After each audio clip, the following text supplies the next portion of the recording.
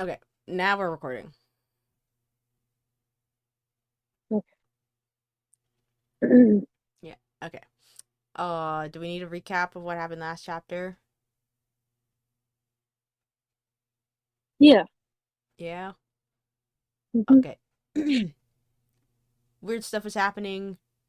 Mina has little to no concern, similar to Jonathan, about her friend acting weird and seeing a random guy with her out in the churchyard, and then again with her friend, with Lucy, with a giant bird, and then with a bat, just a single bat flying in the night towards her house, and then leaving, and the pinpricks on her neck. So Lucy has obviously been getting sucked. She's getting sucked dry, and Mina is like, "Yeah, this is normal." Like, yeah, right. She's heard from Jonathan. Jonathan's apparently sick, and he's being taken care of by like some nuns, I guess, at a monastery. And then the patient, the patient Mm. is like acting weird. He escaped. Then he was like, my master, he comes. Whatever he was saying. I don't know.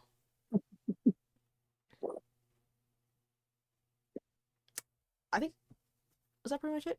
Oh, and Arthur was coming back because his dad's a okay for now.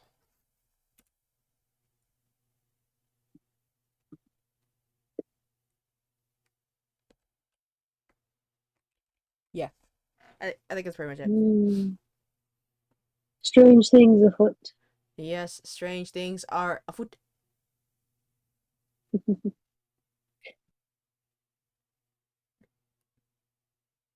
And now we are on to chapter 9. Mm-hmm.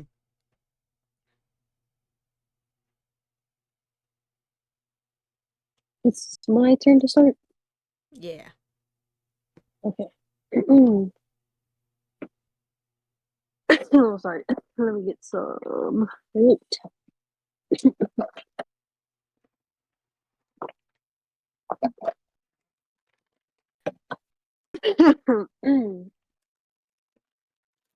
Alrighty. Are we ready? Yep. So, Chapter 9. Oh, huh? Hmm? huh? Huh? Let's go. Oh. Oh, okay, sorry. I thought you said no. No go. No. No. Alrighty. Chapter 9. Letter Nina Harper to Lucy Westerman. Budapest, August 24th. My dearest Lucy, I know you'll be anxious to hear all that has happened since we parted at the railway station at Whitby. Well, my dear, I got to Hull all right and caught the boat to Hamburg and then the train on here. I feel I can hardly recall anything of the journey, except that I knew I was coming to Jonathan and that I should have to do some nursing. I had better get all the sleep I could. I found my dear one, oh so thin and pale. Sorry. Mm. I found my dear one, oh so thin and pale and weak looking. All the resolution is gone out of his dear eyes, and that quiet dignity which I told you was in his face has vanished. He is only a wreck of himself, and he does not remember anything that has happened to him for a long time past. At least, he wants me to believe so, and I shall never ask. He has had some terrible shock, and I fear it might tax his poor brain if he were to try to recall it. Sister Agatha, who is a good creature and a born nurse, tells me that he raved of dreadful things, whilst he was off his head. I wanted to tell her what they were, but she would only cross herself. and say she would never I tell. I believe it was But, I wanted her to oh, tell me. oh God. I almost passed out for a second. Sorry. Ah, oh no. Where was that again? Um, I Um wanted her to tell me. yeah. I wanted her to tell me what they were, but she would only cross herself and say she would never tell. The ravings of the sick were the secrets of God, and that if a nurse through her vocation should hear them, she should respect her trust. She is a sweet, good soul, and the next day, when she saw I was troubled, she opened up the subject again, and after saying that she could never mention what my poor dear raved about, added, Mhm. I can tell you this much, my dear, that it was not any. Oh gosh, I'm not Oh reading wait, that right. should I read this one? Oh, you can if you want to. Okay. Perfect timing. I was like scrambling my words. I was thinking, I was like, oh, there's another person. Okay.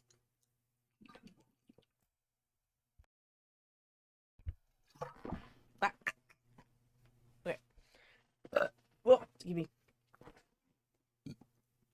Okay. Um,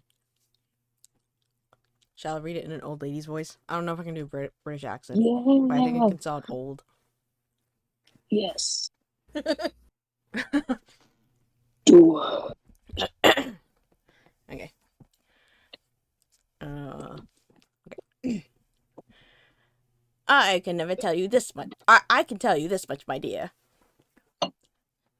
that it was not about anything which he has done wrong himself, and you, as his wife to be, have no cause to be concerned. He has not forgotten you or what he owes to you.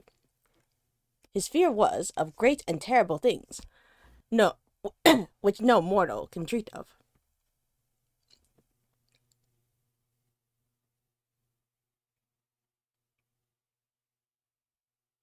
Kitty.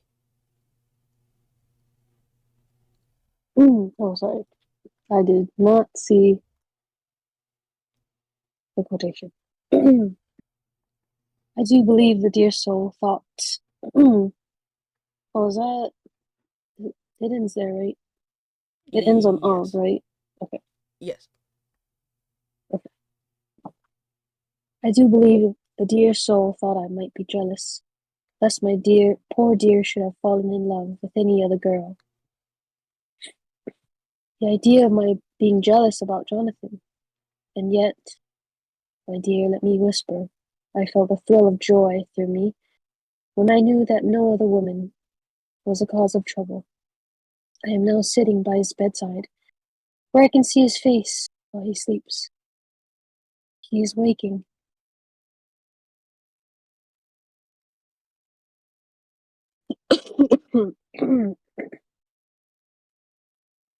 Sounds you. When he awoke, Oh, oh, yeah. okay, sorry. When he awoke, he asked me for his coat, as he wanted to get something from the pocket. I asked his sister Agatha, and she brought all his things. I saw that amongst them was his notebook, and was going to ask him to let me look at it, for I knew then that I might find some clue to his trouble, but I suppose he must have seen my wish in my eyes, for he sent me over to the window, saying he wanted to be quite alone for a moment, and then he called me back. And when I came, he had his hand over the notebook, and he said to me very solemnly, Wilhelmina, I knew then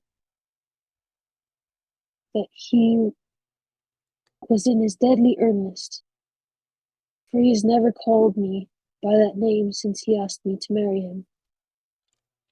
Oh my gosh, wait. Hmm. Okay. Oh, okay. I got confused by the quotation marks. They are quite confusing.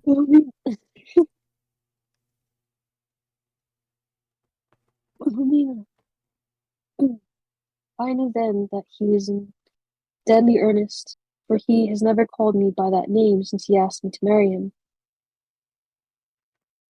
You know, dear, my ideas of the trust between husband and wife, there should be no secret, no concealment.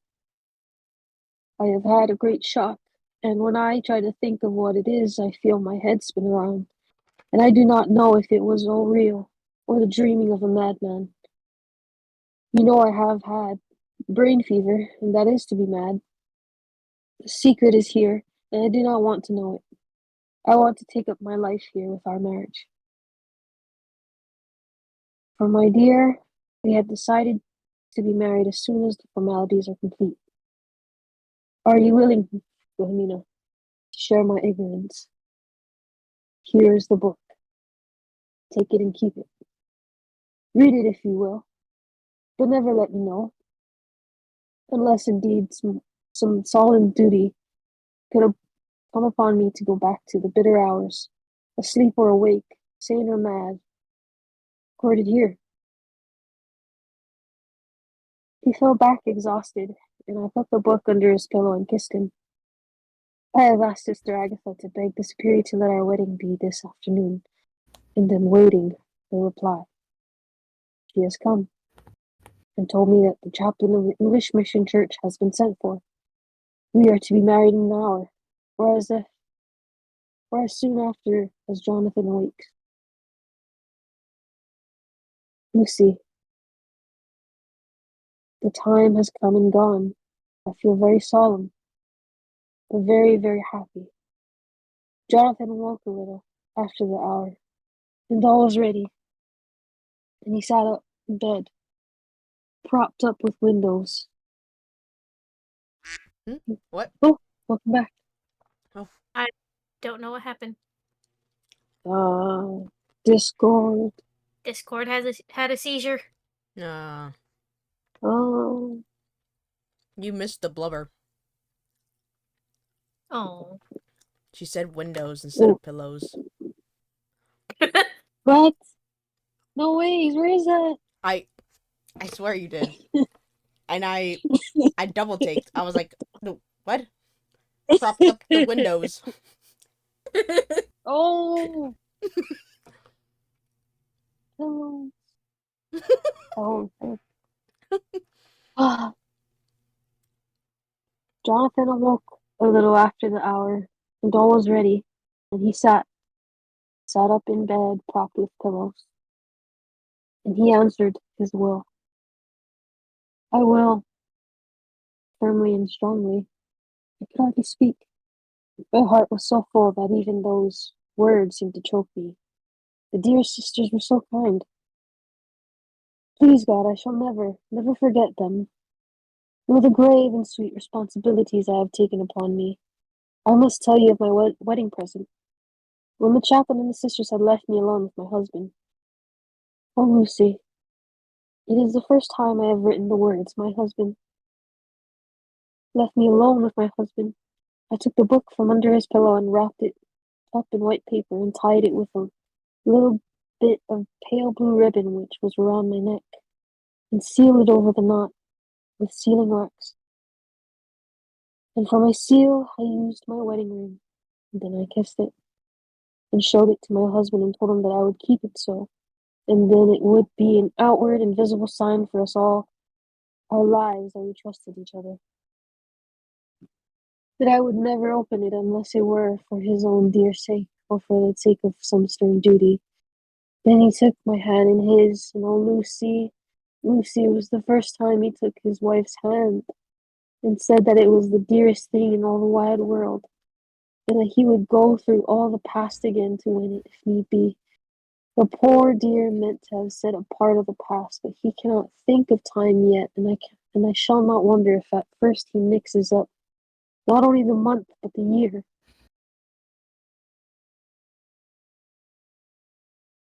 My dear, what could I say? I could only tell him that I was the happiest woman in all the wide world, and that I had nothing to give him except myself, my life, and my trust, and that with these went my love and duty for all the days of my life. And my dear, when you kissed me, and drew me to him with his poor weak hands. It was like a very solemn pledge between us.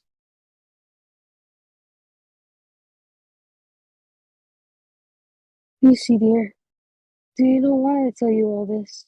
It is not only because it is all sweet to me, but because you have been and are very dear to me. It was my privilege to be your friend and guide when you came from the school to prepare for the world of life. I want to see you now, and with the eyes of a very happy wife. Whither duty has led me, so that in your own married life you too may be as happy as I am. My dear, please, Almighty God, your life may be all it promises. A long day of sunshine with no harsh wind, no forgetting duty, no distrust. I must not wish you no pain, for that can never be. But I do hope you will be always as happy as I am now. Goodbye, my dear. I shall post this at once, and perhaps write you very soon again. I must stop, for Jonathan is waking. I must attend to my husband. Your ever-loving Mina Harker. Oh, that kind of sounded like, for a bit, it sounded like Lucy died. Huh? I don't know why. It was kind of like the way she had written. It felt like she was like Lucy had died. Like she was it sounded very sad. That's why the part where she was wishing her all the best, basically. Oh, I see. Like when I she guess said you. "A long day of sunshine." Where?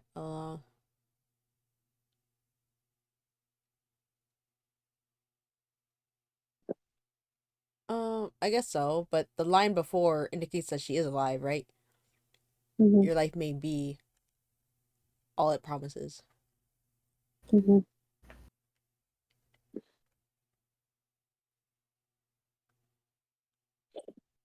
Let's see.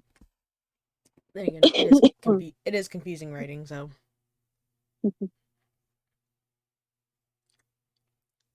All right. Hmm. Letter Lucy Westerner to Mina Harker. Would be August 30. My dearest Mina, oceans of love and millions of kisses, and may you soon be in your own home with your husband. I wish you could be coming home soon enough to stay with us here. The strong air would soon restore Jonathan. It has quite restored me. I have an appetite like a cormorant. I'm full of life and slept well. You'll be glad to know that I have quite given up walking in my sleep. I think I have not stirred out of my bed for a week, and that is when I got into it at night. Arthur says I'm getting fat. What the hell? What the? Wait, hold on. Maybe he likes a little bit of fat. Okay. You better, Arthur, if you're saying that.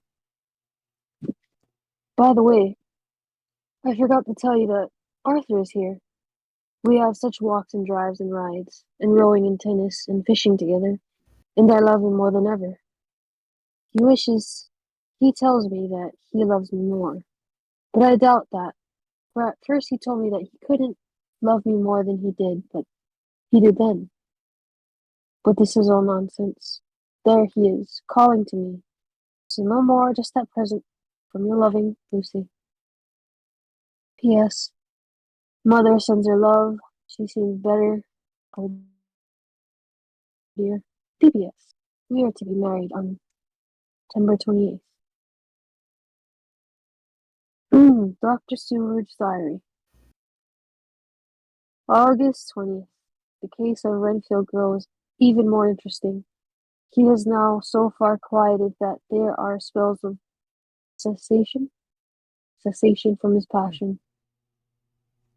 For the first week after his attack, he was perpetually violent. Then one night, just as the moon rose, he grew quiet. and kept murmuring to himself, "Now I can wait, now I can wait." The attendant came to tell me, so I ran down at once to have a look at him. He was still in the straight waistcoat in the padded room, but the suffused look had gone from his face, and his eyes had something of their old pleading, I might almost say cringing, softness.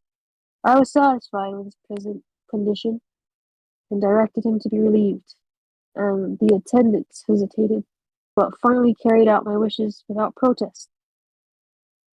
It was a strange thing that the patient had humor enough to see their distrust for coming close to me, he said in a whisper, all the while looking furtively at them. "Mm, they think I hurt you. Fancy me hurting you, the fools." It was soothing, somehow, to the feelings to find myself disassociated even in the mind of this poor madman from the others. But all the same, I do not follow his thought. Am I to take it that I have anything in common with him, so that we are, if we, as it were, stand together? Or has he to gain from me some good stupendous that my well-being is needful to him? I must find out later on. Tonight he will not speak. Even the offer of a kitten or even a half-grown cat will not tempt him. He will only say, "I don't take any stock in cats. I have more to think of now, and I can wait. I can wait." After a while I left him. The attendant tells me that he was quiet until just before dawn, and that then he began to get uneasy, and at length violent, until at last he fell into a paroxysm which exhausted him so that he swooned into a sort of coma. 3 nights as the same thing happened. Violent all day, then quiet from moonrise to sunrise. I wish I could get some clue to the cause. I would almost seem as if there was some influence which came and went. Happy thought. We shall tonight play sane wits against mad ones. He escaped before without our help. Tonight he shall escape with it. We shall give him a chance, and have the men ready to follow in case they are required. August 23rd. The unexpected always happens. How? Disraeli knew life. How well Disraeli knew life. Our bird, when he found the cage open, would not fly, so all our subtle arrangements were for naught. At any rate, we have proved one thing, that the spells of quietness last a reasonable time. We shall in future be able to ease his bonds for a few hours each day. I have given orders to the night attendant, merely to shut him in the padded room. When once he is quiet until an hour before sunrise, the poor soul's body will enjoy the relief even if his mind cannot appreciate it. Hark! The unexpected again. I am called. The patient has once more escaped. Later. Another night adventure. Renfield artfully waited until the attendant was entering the room to inspect it. Then he dashed out past him and flew down the passage. Sent word for the attendants to follow again. He went to the grounds of the deserted house. We found him in the same place, pressed against the old chapel door. When he saw me, he became furious. He had, and had not the attendants seized him in time, he would have tried to kill me.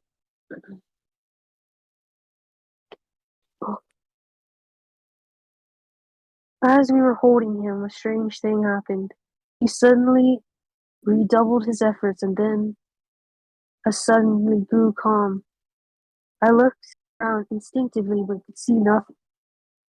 Then I caught the patient's eye and followed it, but could trace nothing as it looked into the moonlit sky, except a big bat, which was flapping its silently and ghostly way to the west.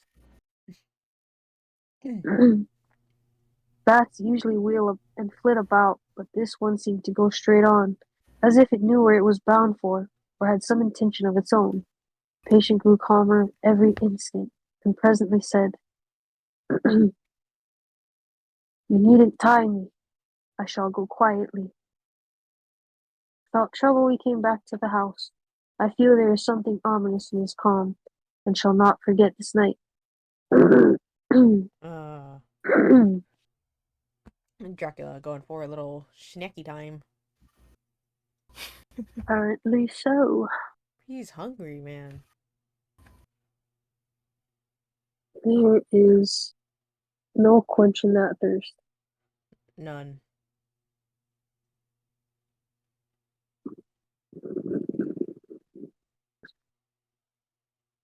Lucy Westenra's diary.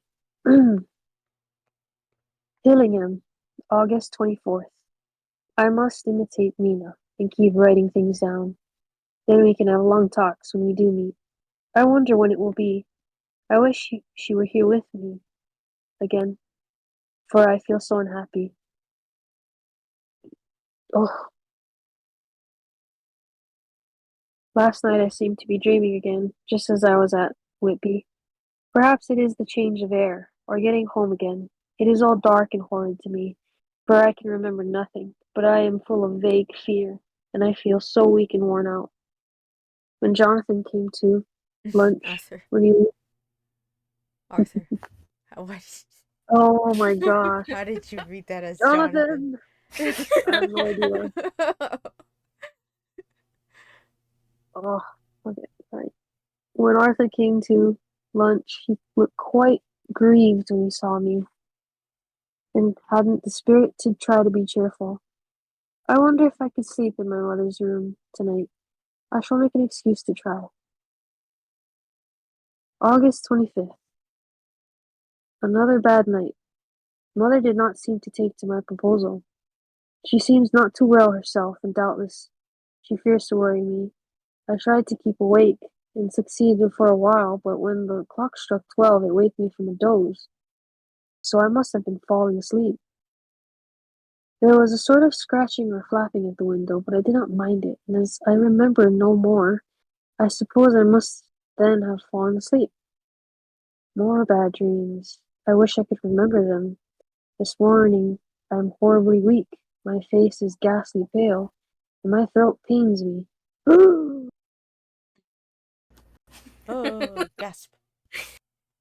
Sorry, my earbuds just died on me. Oh, okay. Not to the throat.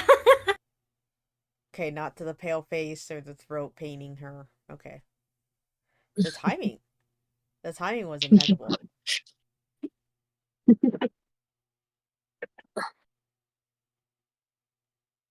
Oh,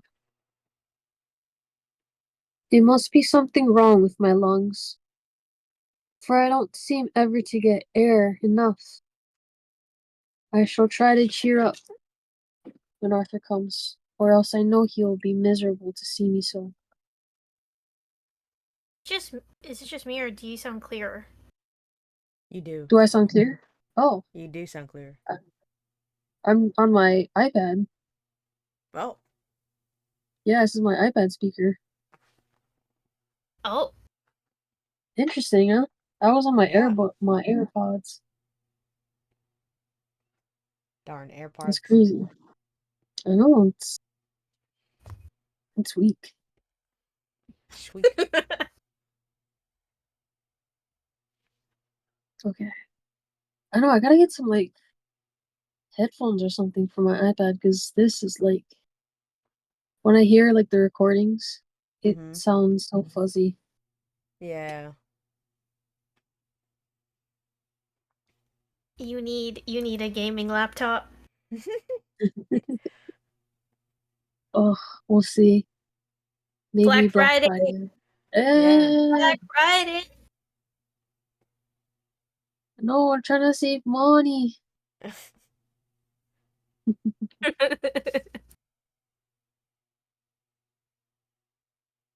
Maybe I'll probably honestly I'll probably check out the sales. Yeah. If I see anything good, I'll send you a link. Yes. I mean no or yes, I don't know. Yes. Yes.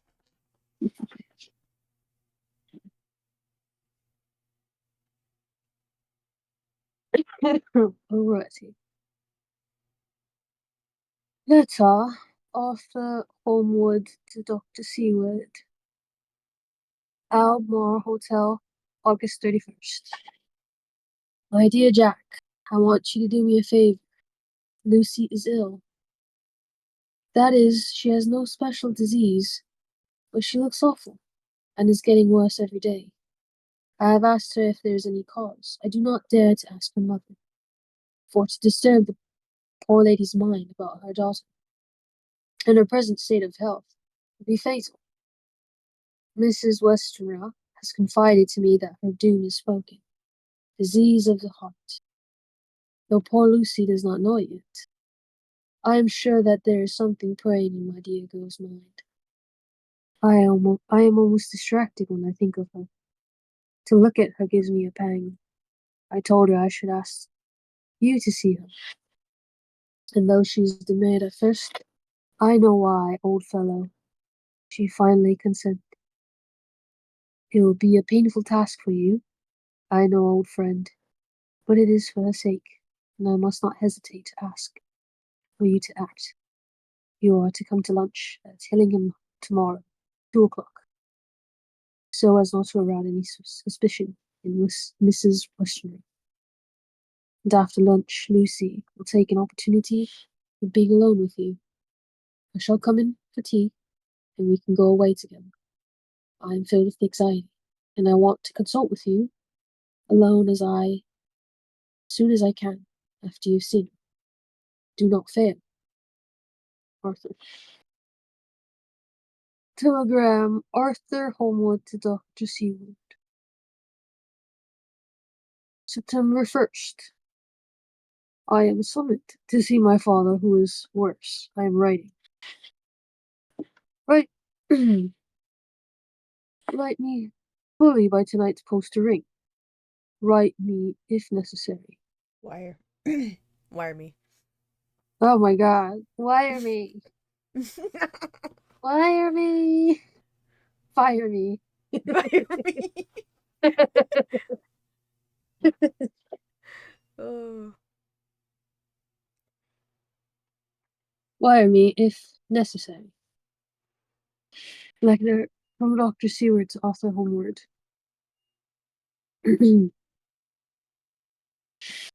September 2nd. My dear old fellow, with regard to Miss Western's health, I hasten to let you know at once that in my opinion there is not any functional disturbance, or any malady that I know of. At the same time, I am not by any means satisfied with her appearance. She is woefully different from what she was when I saw her last. God, what happened to me? It was a W. Oh, First it was the S's and now it's the W's. it's like a whoa, whoa, whoa, whoa, Oh. whoa. Wah, wah, wah, wah, wah. She is woefully different from what she was when I last saw her.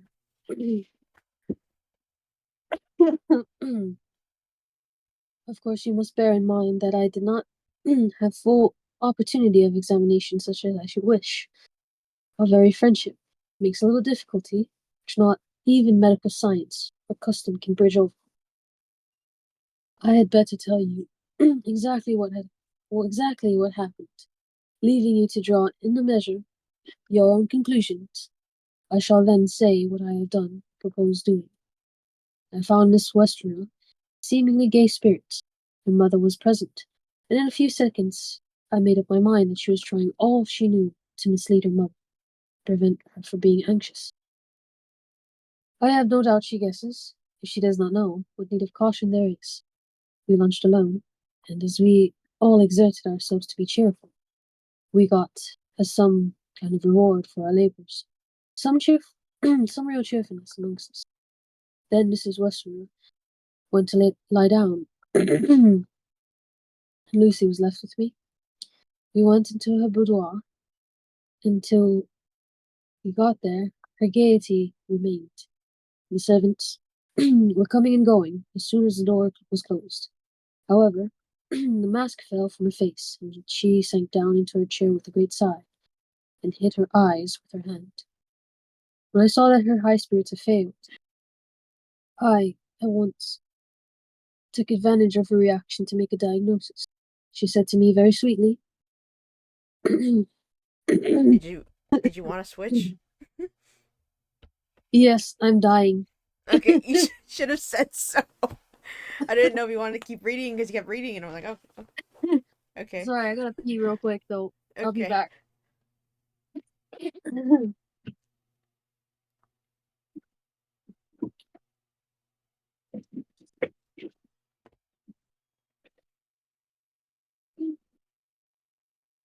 So, you think Lucy's gonna die?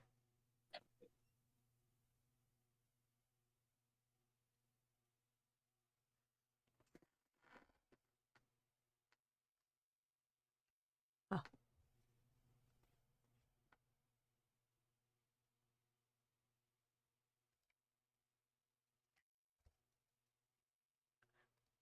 Kelsey is muted.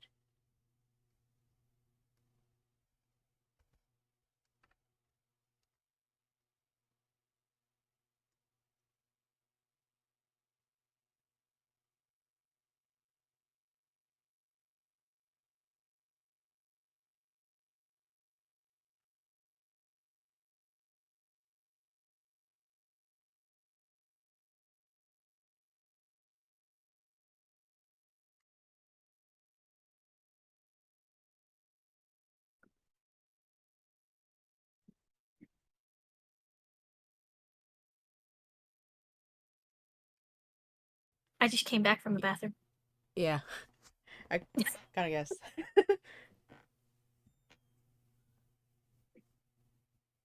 What did I miss?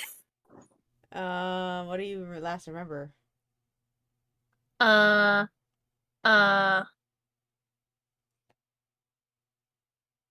I left right when, like, right before the telegram. Oh, okay. Well, nothing much happened. Okay. Yeah, Arthur was just messaging what's his name, Dr. Seward, like, hey, can you come and look at Lucy? Like, she's been acting a little bit weird and she's been looking paler, and we don't want her to bother the mom with it because she is also weak. And so can you just come by and check up on her? But I need to go back to my dad because he's not doing well anymore. So he's off to his dad. And then now it's just the Dr. Seward's letter. Oh, okay.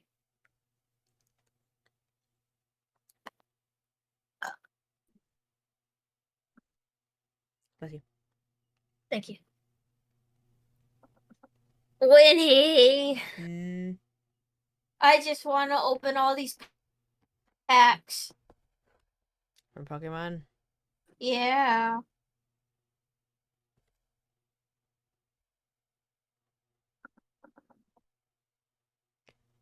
Uh Is it bad that I got the subscription? the one that gives you the gold coins? Yeah. Oh my god. I mean, it's tempting. You get a free pack every day. Yeah. Very tempting. Do you guys have nitro? Yes. No. Oh, okay. Oh wait, yeah. You don't have nitro? No. Oh, okay. Okay. Sorry. I have to see. It's okay. I have Discord Nitro to boost the server. You're carrying us, Kelsey. Yeah. I took one for the team. We appreciate you.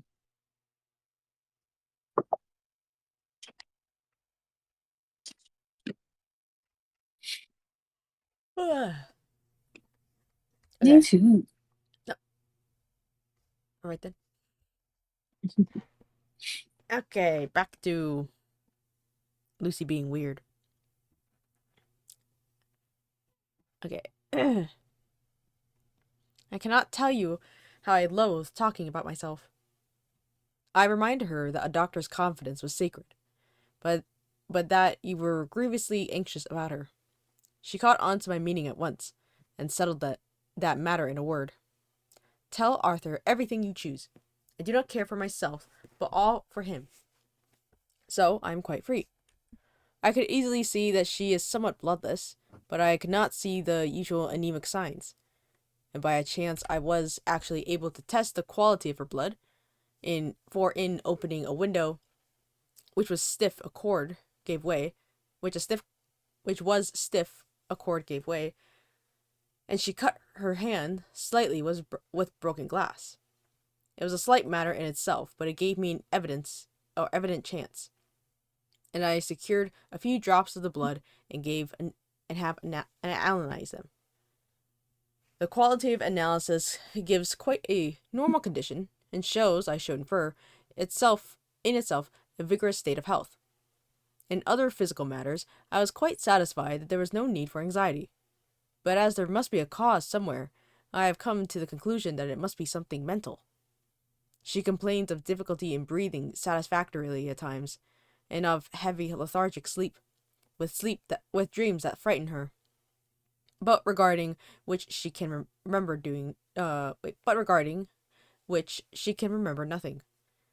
She says that as a child she used to walk in her sleep, and and that when in Whitby, the habit came back, and that once she walked out in the night, and went to East Cliff, where Miss Murray found her. But she assures me that of late the habit has not returned. I am in doubt, so have done the best thing I know of. I have written to my old friend and master, Professor Van Helsing of Amsterdam, who knows as much about obscure diseases as anyone in the world. Oh my goodness. He's a professor. He's a doctor, guys. Yes. He's educated. Yes. Man. Our vampire slayer is quite smart. Mm-hmm.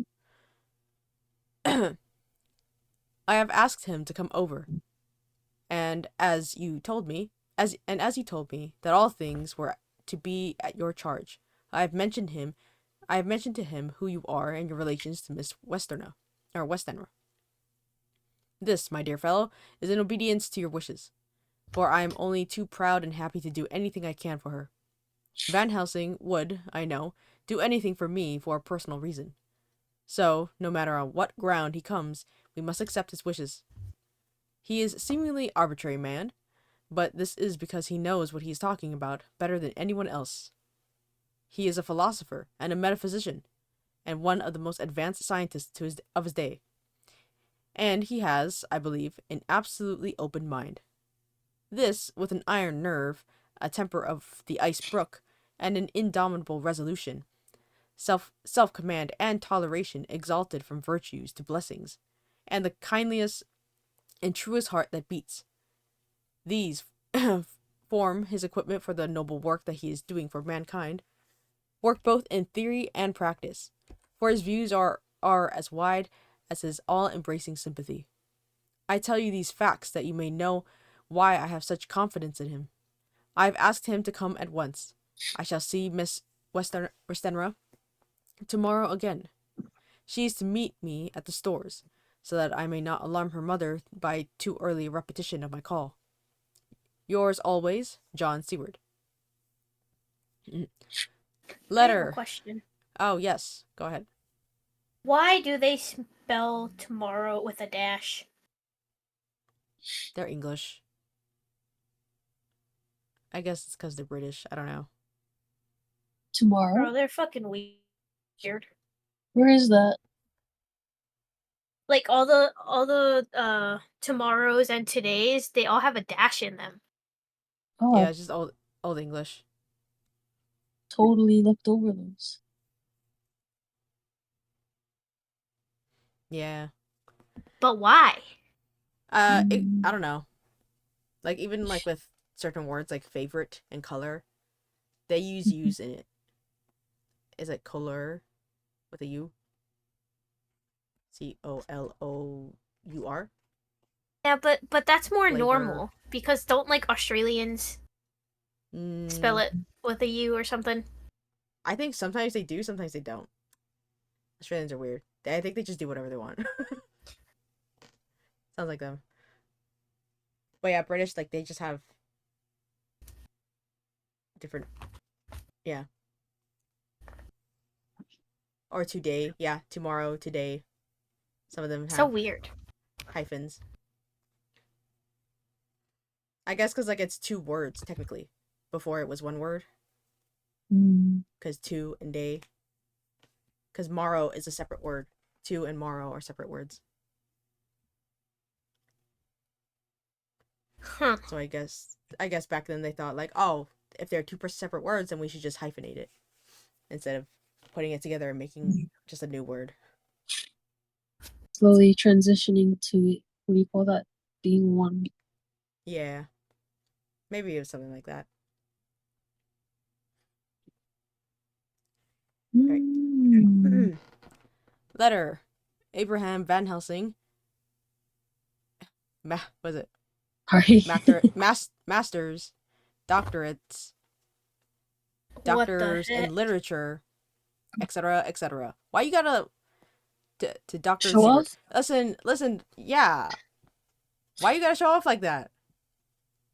I don't know. I like it. Why you gotta? And he puts not 1 but 2 etceteras. Why you gotta do that? You're so extra. Van Helsing? You know what? If I had all those doctorates, I'd probably do the same too. Yeah, goodness gracious. No, I wouldn't. I just like it. I would just put the best one. The one that I like the most. Okay. September 2nd. My good friend. When I have received your letter, I am already coming to you. By good fortune, I can leave just at once, without wrong to any of those who have trusted me. Were fortune other, then it were bad for those who have trusted. For I come to my friend when he call me to aid those what. For I come to my friend when he called me to aid those he holds dear. Tell your friend that when that time you suck from my wound so swiftly the poison of the gangrene from the knife that our other friend, too nervous, let slip. You did more for him when he wants my aids, and you call for them than all his great fortune could do. But it is pleasure added to do for him, your friend. It is to you that I come. Have then rooms for me at the Great Eastern Hotel, so that I may be near to hand. And please, and please it so arrange that we may see the young lady not too late on tomorrow, for it is likely that I may have to return here that night. But if need be, I shall come again in 3 days, and stay longer if I must, or if it must. Till then, goodbye, my friend John Van Helsing. Why you gotta talk like that, Bro. Van Helsing? He writes so weird.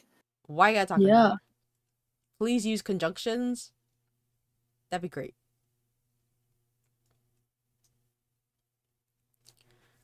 Yeah, he writes so weird. Seward's apparently a great friend. Yeah, because he sucked out the gangrene from the knife that the other friend let slip and hit Van Helsing. Oh my gosh. Who the heck is that other friend? Who let that slip? I don't know. What He the kinda heck? slept. Why does it have... How did you get gangrene? How did it slip? How? Van Helsing, how did you let that happen? Many questions of how all this prescribed. What the heck? Oh gosh. Dang. It kind of sounds. He swiftly sucked the poison out. That was like no hesitation, dude. Yeah. He knew. That's He knew crazy. immediately. He's like, yes, you can't get infected. Wow, what a friend. Yeah. Oh boy. Okay. Letter. Dr. Seward to Honorable Arthur Holmwood. September 3rd. My dear Art, Van Helsing has come and gone. He came on with me to Hillingham and found that, by Lucy's discretion, her mother was lunching out, so that we were alone with her. Van Helsing made a very clear examination of the patient. He is to report to me, and I shall advise you, for of course I was not present all the time. He is, I fear, much concerned, but says he must think. When I told him of our friendship and how you trust me in the matter, he said, You must tell him all you think. Tell him what I think, if you can guess it, if you will. Nay, I am not jesting. This is no jest, but life and death. Perhaps more. I asked what he meant by that, for he was very serious. This was when we had come back down. This is when we had come back to town, and he was having a cup of tea before starting on his return to Amsterdam. He would not give me any further clue. You must not be angry with me, Art, because his very reticence means that all his brains are working for her good. He will speak plainly enough when the time comes, be sure. So I told him I would simply write an account of our visit, just as if I were doing a descriptive special article for the Daily Telegraph. He seemed not to notice, but remarked that the smuts in London were not quite so bad as they used to be when he was a student here.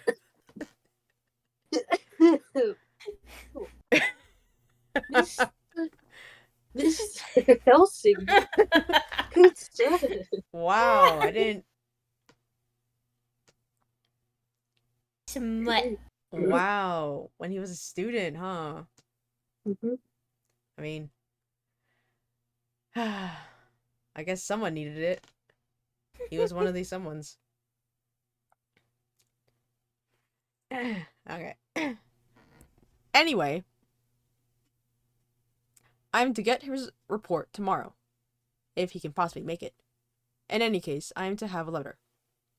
Well, as to the visit, Lucy was more cheerful than on the day I first saw her, and certainly looked better. She had lost something of the ghastly look that so upset you, and her breathing was normal. She was very sweet to the professor, as she always is, and tried to make him feel at ease, though I could see that the poor girl was making a hard struggle for it. I believe Van Helsing saw it too, for I saw the quick look under his bushy brows that I knew of old. Then he began to chat of all things except ourselves and diseases, with such an infinite geniality, that I could see poor Lucy's pretense of animation merge into reality. Then, without any seeming change, he brought the conversation gently round to his visit, and suavely said, My dear young miss, I have the so great pleasure because you are so much beloved. That much, my dear, ever were that which I do not see. They told me you were down in the spirit, and that you were of a ghastly pale. To them I say, poof. And he snapped his fingers at me and went on. But you and I shall show them how wrong they are. How can he? And he pointed at me with the same look and gesture as that with which once he pointed me out in his class, or rather after, a particular occasion which he never fails to remind me of. Know anything of young ladies. He has his madmans to play with and to bring them back to happiness, and to those that love them. It is much to do, and but there are rewards, and that we can bestow such happiness. But the young ladies, he has no wife nor daughter, and the young do not tell themselves to the young, but to the old, like me, who have known so many sorrows and the causes of them. So, my dear, we will send him away to smoke the cigarette in the garden, while you and I have little talk about all to ourselves. I took the hint and strolled about, and presently the professor came to the window and called me in. He looked grave, but said, I've made careful examination. I've made careful examination, but there is no functional cause. With you, I agree that there has been much blood loss. It has been, but is not. The conditions of her are in no way anemic. I have asked her to send her maid, that I may ask just one or two questions, that so I may not chance to miss nothing. I know well what she will say, and yet there is cause. There is always cause for everything. I must go back home and think. You must send to me the telegram every day, and if there be cause, I shall come again. The disease, for not to be all well as a disease, interests me, and the sweet young dear, she interests me too. She charmed me, and for her, if not for you or disease, I come. As I tell you, he would not say a word more, even when we were alone. And so now, Art, you know all I know. I shall keep stern watch. I trust your poor father is railing. It must be a terrible thing to you, my dear old fellow, to be placed in such a position between two people who are both so dear to you. I know your idea of duty to your father, and you were right to stick to it. But, if need be, I shall send you word to come at once to Lucy. So do not be over anxious unless you hear from me. Lord, I hate reading Van Helsing. Okay. Dr. Seward's Diary, September 4th. What's this one? Zoophagous? Zoophagous? Zoophagous? Zoophagous? Zoophagous.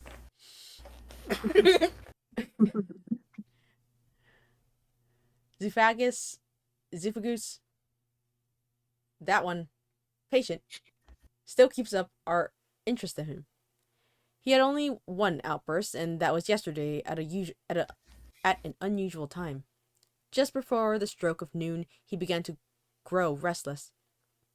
The attendant knew the symptoms and at once summoned aid.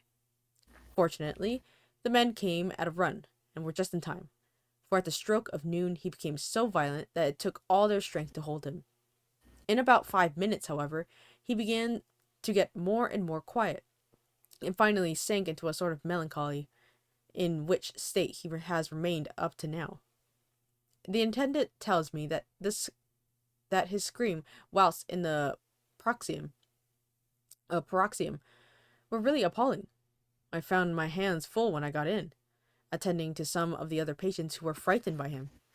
Indeed, I can quite understand the effect, for the sounds disturbed even me, though I was some distance away. It is now after the dinner hour of the asylum, and yet my patient sits in a corner brooding, with a dull, sullen, woebegone look in his face, which seems rather to indicate than to show something directly. I cannot quite understand it. Later. Another change in my patient. At 5 o'clock, I looked in on him, and found him seemingly as happy and contented as he used to be. He was catching flies and eating them, and was keeping note of his capture by making nail marks on the edge of the door between the ridges of padding. When he saw me, he came over and apologized for his bad conduct, and asked me in a very humble, cringing way to be led back to his own room, and to have his notebook again. I thought it well to humor him, so he's back in his room with the window open. He has the sugar of his tea spread out on the windowsill, and is reaping quite a harvest of flies. He is now eating them. He is not now eating them, but putting them into a box, as of old, and is already examining the corners of his room to find a spider. I tried to get him to talk about the past few days, for any clue to his thoughts would be of immense help to me, but he would not rise. For a moment or two he looked very sad, and said in a sort of far-away voice, as though saying it rather to himself than to me, "All over, all over. He has deserted me. No hope for me now, unless I do it for myself." Then suddenly turning to me in a resolute way, he said, "Doctor, won't you be very good to me, and let me have a little more sugar? I think it would be good I think it would be good for me. And the flies? I said. Yes, the flies like it too. And I like the flies. Therefore, I like it. And there are people who know so little as to think that madmen do not argue. I procured him in a double supply, and left him as happy as a man as, I suppose, in any world. In any in the world. I wish I could fathom his mind. Midnight. Another change in him. I had been to see Miss Westenra, whom I found much better, and had just returned, and was standing at our own gate looking at the sunset, when once more I heard him yelling. As his room is on the side of the house, I could hear it better than in the morning. It was a shock to me to turn from the wonderful smoky beauty of a sunset over London, with its lurid lights and inky shadows, and all the marvelous tints that come on foul clouds, even as on foul water, and to realize all the grim sternness of my own cold stone building, with its wealth of breathing misery, and my own desolate heart to endure it all. I reached him just as the sun was going down, and from his window saw the red disc sink. As it sank, he became less and less frenzied, and just as it dipped, he slid from the hands that held him, an inert mass on the floor.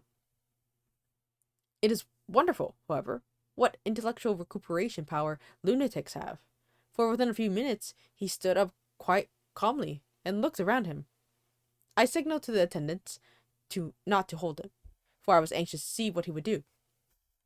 He went straight over to the window and brushed out the crumbs of sugar, then took his fly box and emptied it outside and threw away the box. Then he shut the window and, crossing over, sat down on his bed. All this surprised me, so I asked him, "Are you not going to keep the flies any more?" "No," he said. "I'm sick of all that rubbish." He certainly is a wonderful, interesting study. I wish I could get some glimpse of his mind, or of the cause of his sudden passion. Stop. There may be a clue after all. If we can find a way, or if we can find why today his paroxysms came on at high noon and at sunset. Can it be that there is a malign influence of the sun at periods which affects certain natures, as at times the moon does others? We shall see. Telegram. Seaward London to Van Helsing, Amsterdam, September 4th. Patient still better today. Telegram. Seaward London to Van Helsing, Amsterdam, September 5th. Patient greatly improved. Good appetite. Sleeps normally. Good spirits. Color coming back. Telegram. Seaward London to Van Helsing, Amsterdam, September 6th. Terrible change for the worse. Come at once. Do not lose an hour. I hold over telegram to Holmwood till have seen you. Well. Oh. Well. Oh. Well. Well. Well. Things are happening. Bro, we're only 31% done. What the heck, man?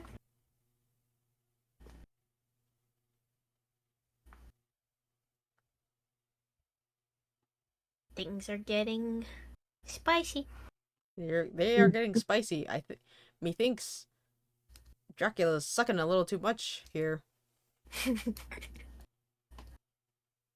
Yep. I do wonder about the patient, though.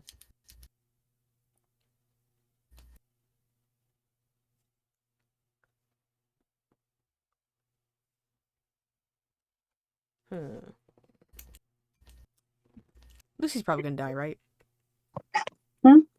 Oh, for sure. Lucy's probably gonna die, yeah. Become a maiden. Blah, blah, blah. Blah, blah, blah. Blah, blah, blah. Or maybe we should just die. Who knows? Just one night. one night Dracula would be like, I'm a little extra hungry, and just did like an Asterion on you and just Oh. sucks a little bit too much.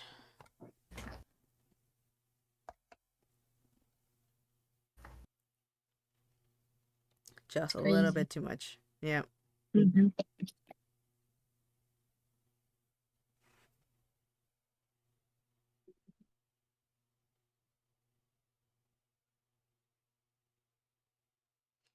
All right. Well, that was a good book club. It was. Until next time. When is next time? I don't know.